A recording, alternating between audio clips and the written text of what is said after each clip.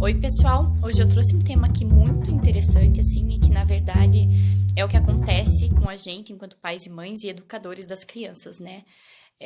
Quando a criança está naquele momento que a gente chama de birra, a gente não tem vontade, o adulto não tem vontade de ser gentil com aquela criança. Porque, né? Você já tá assim de novo, não aguento mais, não sei o quê. E é sobre isso que a gente vai falar um pouquinho hoje, né? Primeiro a gente tava conversando sobre a energia dos nossos sentimentos, né? Vocês já perceberam que quando a gente tá agitado, aquela criança também tá agitada. Quando a gente tá nervosa, aquela criança também tá nervosa. Quando a gente tá com pressa, aquela criança também tá com pressa inconscientemente.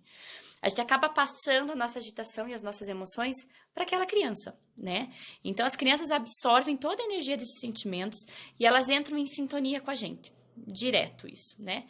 E o que acontece? A gente tem que ter esse entendimento de que no cérebro, isso aí já cientificamente comprovado, o que mais comanda, a energia que mais comanda o nosso cérebro não é o racional, é o emocional. Tanto de crianças quanto como adultos.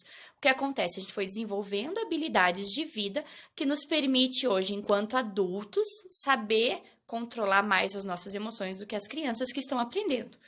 E o que acontece? Esses comportamentos, essas emoções que as crianças sentem, são emoções. As emoções que a gente sente são emoções que trazem informações sobre as coisas que estão acontecendo com a gente. E essas informações levam a gente a tomar, né, determinadas decisões.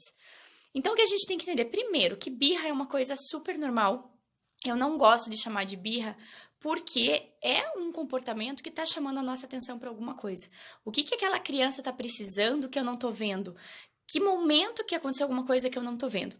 Só que aí, pera, vamos parar um pouco de neura, porque quando eu comecei a estudar mais essas questões de emoção, de energia, como que isso passa e vibra entre os seres humanos, teve uma época que eu me culpei um monte e eu achava que a minha criança estava tendo aqueles ataques ou aquelas emoções sem estarem, né, mais equilibradas, ela estava fazendo isso porque eu era uma boa mãe ou eu já ficava procurando assim, nossa, o que eu fiz hoje de errado? O que eu não olhei para ela que eu não fiz? Calma, gente. Primeiro, é importante a gente ter esse olhar para essas emoções da criança, mas a gente tem que parar um pouco de achar que tudo que está acontecendo com a criança é nossa culpa. A minha energia não tá boa e a criança tá assim. Eu deixei passar alguma coisa e eu tô assim. Eu não supri alguma coisa dessa criança, por isso que eu tô assim.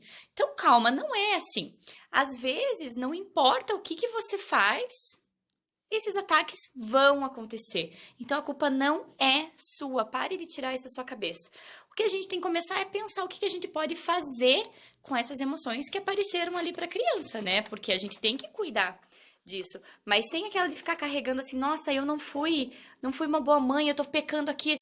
Então, voltando lá, né? Então, parar, às vezes, de se culpar tanto pelas coisas que estão acontecendo com os nossos filhos e, às vezes, a gente deixa de agir, né? A primeira coisa que acontece, que a gente tem que pensar, é que a gente não pode aumentar o caos da criança. Então, às vezes, a criança tá naquela fase de birra e se a gente for dar sermão, brigar, o que a gente tá fazendo? A gente tá entrando na mesma vibração, na mesma energia que a criança e a gente, em vez de ajudar a criança a ter aquela regulação emocional, a gente está ensinando ela que realmente é assim que a gente tem que fazer, né? Então, eu sei que é difícil, mas a gente pode tentar, né? Então, 3 razões para evitar o sermão. Sabe? Por que a gente precisa parar, em vez de ficar assim, falando com a criança, né? Por que ele não funciona nessa hora? Primeiro, porque a criança está inundada pelo lado emocional.